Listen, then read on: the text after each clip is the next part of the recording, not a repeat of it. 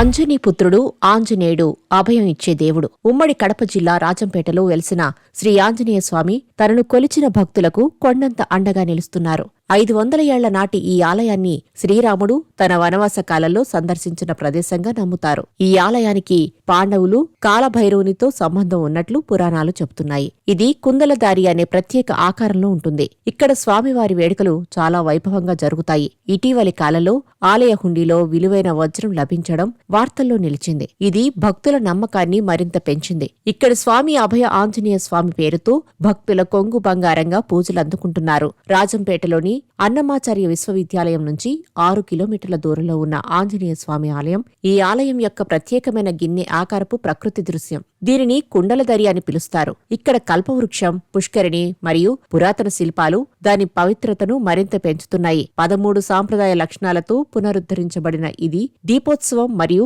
శ్రీరామనవమి సమయంలో భక్తులను మరింత ఆకర్షిస్తుంది. ఈ ఆలయం స్థానిక భక్త జనానికి ఒక ముఖ్యమైన ఆధ్యాత్మిక మరియు సాంస్కృతిక చిహ్నంగా నిలుస్తుంది. గత ఏడాది జూన్లో ఈ ఆలయం హుండీలో ఒక వజ్రాన్ని గుర్తించారు. ఓ లేఖ కూడా అందులో ఉంది. హుండీలో వేసిన 1.39 క్యారెట్లున్న ముడి వజ్రమని తేల్చారు. హుండీలో వేసిన లేఖలో తనకు వజ్రం దొరికిందని, నిజమైనదని నిర్ధారించుకున్న తర్వాతే హుండీలో వేస్తున్నట్లు అందులో భక్తుడు పేర్కొన్నారు. భక్తుడు వజ్రం టెస్టింగ్ కార్డుతో పాటు ఒక లేఖను కూడా వేశారు. డైమండ్ తనకు దొరికిందని, దీనిని అమ్మలేక, భరించలేక, వస్తువుగా తయారు చేసి ఇచ్చే శక్తి లేక హుండీలో వేసినట్లు, దీనిని ఉపయోగపడేలా చూడాలని ఆశిస్తున్నట్లు ఆ లేఖలో రాశాడట ఆ భక్తుడు. ఈ వజ్రాన్ని ఓపెన్ గా ఉంచటం సాధ్యం కాదు కాబట్టి సీల్ చేసి మాకు అప్పగించారని దేవాలయం అధికారులు తెలిపారు. వజ్రం అని ధృవీకరించిన తర్వాత నిపుణులు దాని విలువను అంచనా వేయలేమని, అమ్మడం కూడా కష్టమని సీల్ వేసి దాచారు. దీని విలువ కోట్లలో ఉంటుందని భావిస్తున్నారు.